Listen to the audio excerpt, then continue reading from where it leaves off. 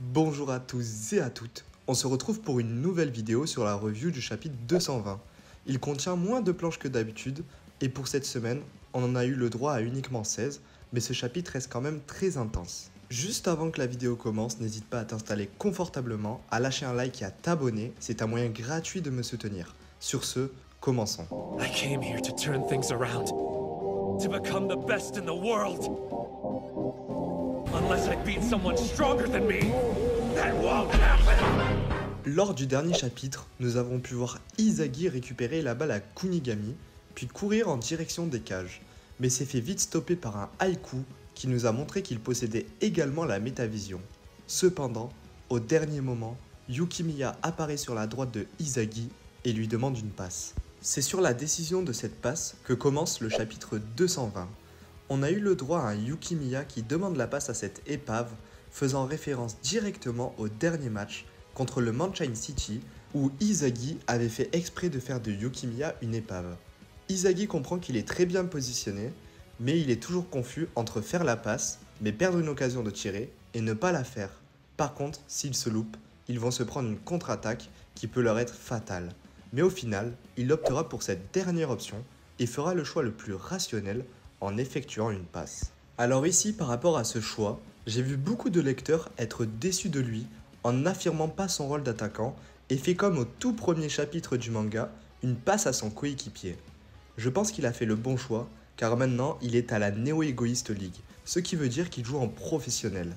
Si Izagi avait pris le choix de garder le ballon pour passer la défense, chose qu'il n'aurait pas réussi, il aurait perdu des statistiques, et en plus les grands clubs le regardent. Il ne peut donc pas se permettre de jouer comme il le désire. Sauf qu'au moment de la passe, on a Lorenzo qui s'interpose et l'avait prédite. Izagi et Yukimiya seront tous les deux surpris, mais Lorenzo a oublié quelqu'un. Effectivement, s'il bloque la passe pour Yukimiya, cela veut dire qu'il laisse le champ libre à Kaiser. On sait très bien que la défense des Ubbers est excellente, mais pas au point de pouvoir arrêter Kaiser sans leur as de leur équipe. Et justement, il profitera de cette brèche défensive pour couper la passe et récupérer le ballon. Izagi comprend que Kaiser a eu un coup d'avance et a tout manipulé sur le terrain. À ce moment du jeu, c'est lui le meilleur joueur.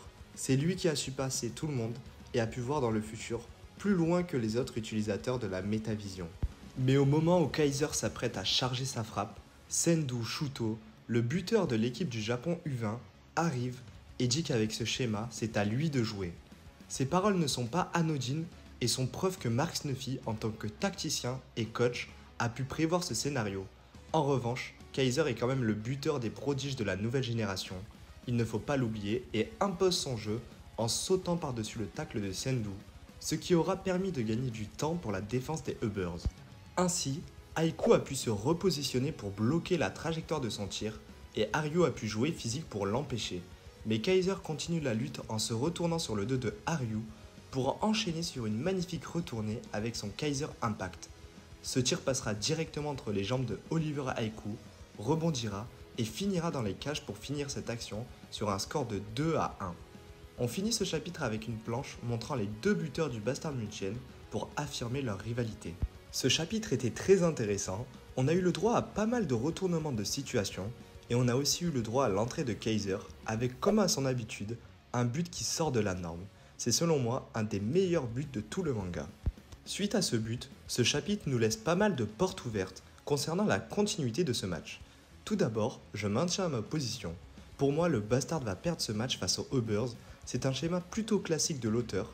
À quasiment tous les matchs, il met une équipe en valeur dans un premier temps, pour à la fin du match, créer un retournement de situation et faire gagner l'autre équipe.